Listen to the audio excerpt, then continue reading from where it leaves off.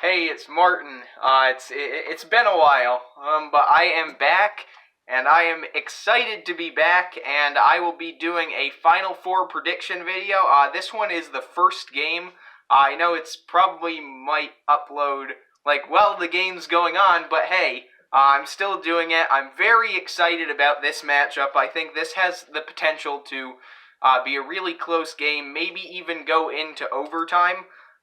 So this is the two-seeded Houston Cougars versus the one-seed Baylor Bears, and I think this is a very intriguing matchup. You look at both teams are prolific on the defensive end. Houston allows 57.6 points per game, which is second in the nation, and Baylor allows 65.5, good for 52nd. And then on the offensive end, Baylor's much more prolific. They average 83 points per game, which is 6th, as compared to Houston's 76.6, which still top 60. It's 55th in the nation. Field goal percentage-wise, Baylor is one of the best in the nation. They shoot 48.6% from the field, good for 18th. While Houston struggles a little bit more, shooting 43.7%, which is a average 192nd. Not exactly great. Rebounding, though, is something that Houston's known for. They're one of the top offensive rebounding teams in the league, so in the country. So that will definitely be something that Baylor will have to look to stop. They're 7th in total rebounds per game at 44.2. Well, Baylor is a pedestrian 140th with 38.8. And then, so something else I figured I would do is I looked at the tournament games, and I looked at two things. I looked at the average points per game that each team scored, and then the average points that their opponent scored. So Houston has been averaging 69.75 points per game as compared to Baylor's 74.5. So, as you'd probably expect, the Bears have been putting up a little bit more offensively. And then defensively, Houston's been better. They've been holding opponents to 55.75 as compared to Baylor's 60.25. Obviously, you have to keep in mind that Houston's faced all double-digit seeds, while Baylor has not. Their most recent opponent was the third-seeded Arkansas, who was a trendy pick to make the Final Four in many brackets, including some of mine.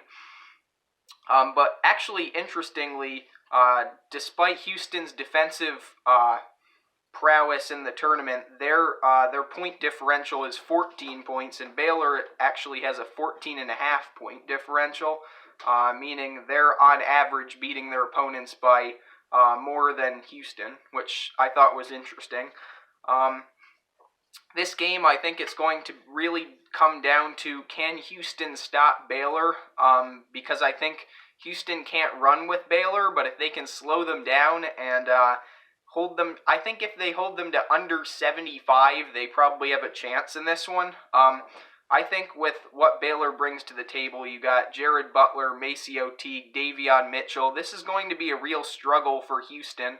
Dejan Giroux, obviously, is probably the best defender on Houston, so whoever he's matched up with is probably going to have a hard time scoring, but I just don't think Houston has enough weapons. They got Grimes, they got Giroux, but I don't think they'll be able to score enough to win this game, so I think this one will be low scoring. The final score I have for this, I think it'll probably be a 1-2 possession game in the final 3 minutes or so, but I think ultimately Baylor will pull away a little bit. I have them winning this one 66-58, so I think it's going to be close, but I think Baylor will pull away, and we'll see them hopefully matched up with Gonzaga on Monday night, because that would be great, but UCLA would also be interesting, so make sure to tune in later. I will be predicting the second game, probably do that at halftime of the first game, but I hope you guys enjoyed this, and I'm so happy to be back. I'll look forward to uploading much more content in the future.